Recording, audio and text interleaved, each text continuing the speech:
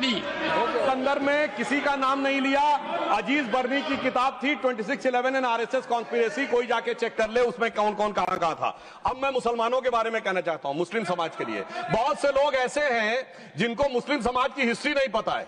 मैं बताना चाहता हूं, भारत से जब न्यूमेरिक सिस्टम सबसे पहले गया तो अल जहर थे सबसे पहले, जिन्होंने जाके 1793 में जो सूर्य सिद्धांत था उसका अरबी में ट्रांसलेशन हुआ सिंध हिंद।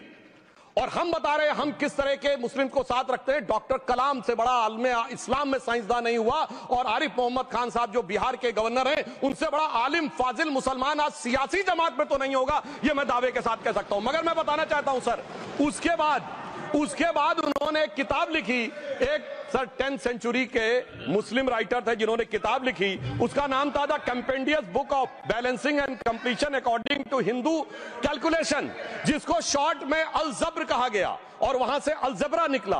और सर उसके बाद अल ख्वारिज्म आया। और सर आज मेरे ख्याल से सदन के बहुत से लोगों को नहीं पता होगा, ये जो एल्गोरिथम वर्ड है ये अल ख्वारिज्म से आया हुआ है। एक जमाने में इस्लाम में बैतुल हिकमत था, यानी वो सबसे बड़ा हिकमत का केंद्र था, जब एक से एक लोग होते थे। बहुतों को नहीं पता होगा कि कोलंबस ने जिस नक्शे के थ्रू दुनिया ट्रेवल किया था वो बनाने वाला भी एक मुस्लिम था, अल इदरीसी। मगर सर एल्गोरिथम आज ऐसा बदला कि एआई के एज में दलगत भावना से ऊपर उठकर औरंगजेब के साथ खड़े हो गए। सर ये एल्गोरिथम किसने बदल दिया, ये मैं बताना चाहता हूं। इस पे थोड़ा सोचने की जरूरत है। इसलिए मैं कहता हूं मुस्लिम पॉलिटिक्स की सोच क्या थी, हमने किन मुसलमानों का साथ दिया है, मैं बताना चाहता हूं सर। वीर अब्दुल हमीद की शहादत की 50वीं वर्षगांठ 2015 में हुई। प्रधानमंत्री मोदी जी ने उनके पूरे परिवार को और उनकी पत्नी को बुला के सम्मानित किया, और इन लोगों ने उस यासीन मलिक को, जिसके ऊपर 3 एयरफोर्स के ऑफिसर्स को हत्या करने का आरोप था, वो प्रधानमंत्री आवास में। सर साफ दिखाई पड़ता है कौन किसके साथ खड़ा हुआ है, कौन किस तरह के मुसलमान के साथ खड़ा हुआ है। और सर मैं ये भी कहना चाहता हूं सर, ये सर अपने टर्न पे बोलिए सर, पिछले 30-35 सालों से हुआ खड़ा किया जा रहा है।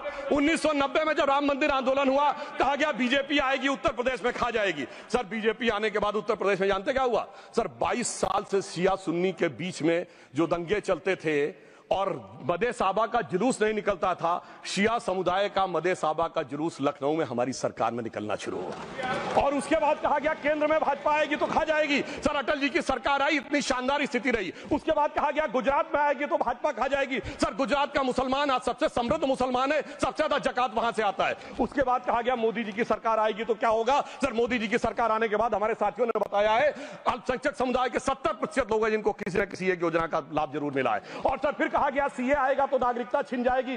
सर उसके बाद भी आपने सब देखा, और सर हम बचपन में सुनते थे कि राम मंदिर बनने लगेगा तो मिडिल ईस्ट के देश पेट्रोल देना बंद कर देंगे। सर राम मंदिर भी बन रहा है, और भारत मिडिल ईस्ट कॉरिडोर भी बन रहा है, और अबू धाबी में भी मंदिर बन रहा है, और 4 मुस्लिम देशों ने सर्वोच्च नागरिक सम्मान मोदी जी को दिया हुआ है। इसलिए मैं कहना चाहता हूं सर, मर्ज हो तो उसका इलाज किया जा सकता है। जैसे हमारे यहां वैद धनवंतर माने गए हैं, इस्लामी अकीदे में वैद हकीम लुकमान माने गए, तो कहा गया है उनके लिए कि इसमें क्या रखा है, देखे है जो तू आन के पास, बदगुमा वहम की दारू नहीं लुकमान के पास। यानी मर्ज का इलाज है, पर वहम का इलाज तो हकीम लुकमान भी नहीं कर सकते जो आपने पाल कर रखा है। मैं कहना चाहता हूं हम किन मुसलमानों की बात करते हैं। आप गंगा जमुनी तहजीब की बात करते हैं। सर दारा शिकोह औरंगजेब का बड़ा भाई था, उसने उपनिषदों का अध्ययन किया, संस्कृत में अनुवाद कराया और नाम रखा सिर्राए अकबर, यानी वर्ड्स ऑफ गॉड। मैंने किसी को दारा शिकोह की जयंती मनाते हुए नहीं देखा।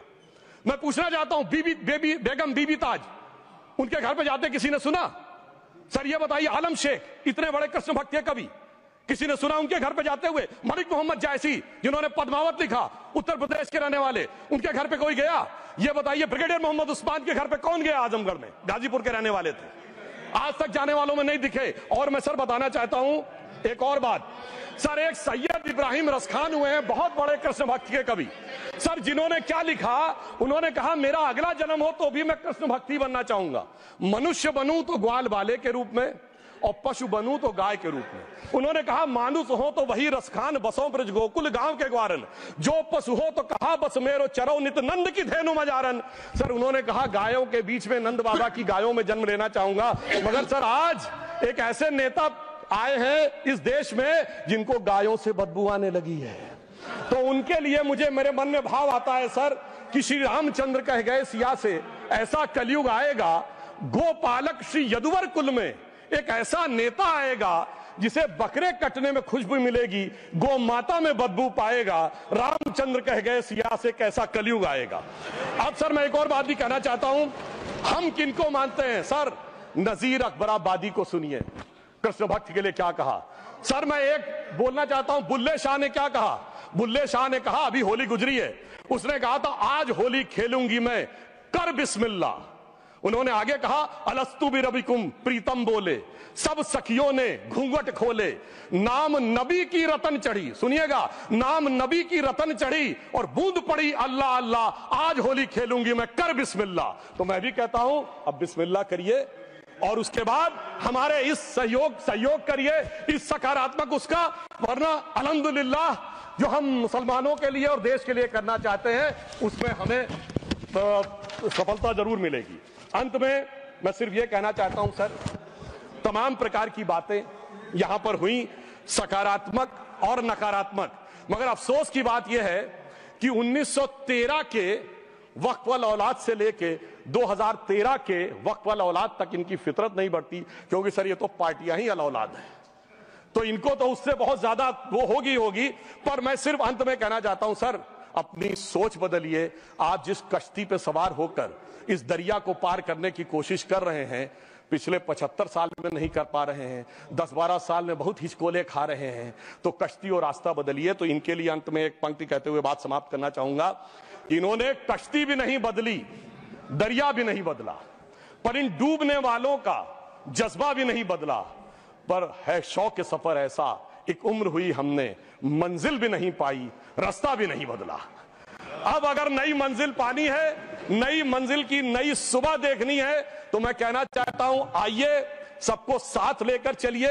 और एक ऐसा वक्त आया है जब मैं जो हमारे किरण रिजिजू जी ने कहा था कि मैंने एक शम्मा जलाई हवाओं के खिलाफ, तो मैं प्रधानमंत्री मोदी जी की तरफ से कहता हूं कि हमें इल्जाम मत दीजिए, बहुत अफसोस होता है, हमें इल्जाम मत दीजिए, बहुत अफसोस होता है।